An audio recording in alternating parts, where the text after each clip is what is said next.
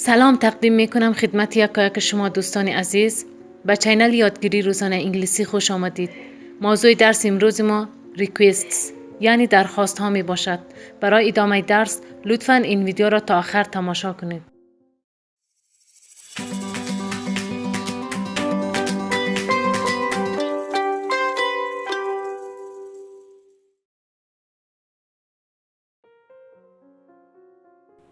Requests. Hi, a cola please. Regular or large? Regular please. There you go. Thanks. How much is that? $1.15.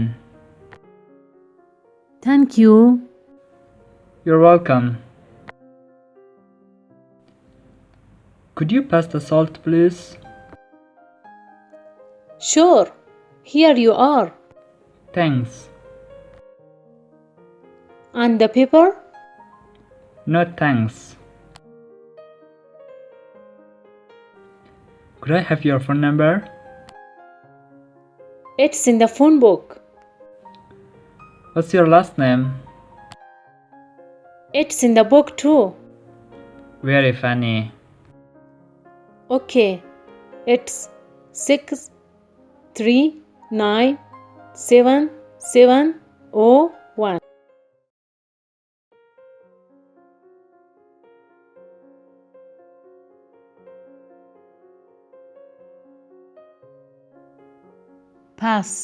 پس یعنی رد کردن یا عبور کردن.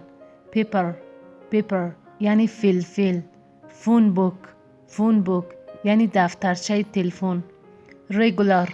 رگولار یعنی منظم یا مرتب. سالاد درسینگ یعنی سس سالاد. کچاپ یعنی سس گوجه یا گرجه.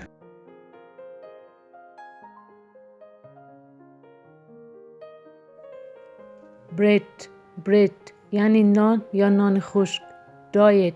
دایت یعنی رژیم غذایی. فنی یعنی خنده‌دار یا خنده آور. استرا یعنی نی آب میوه. سویتر یعنی شیرین‌تر.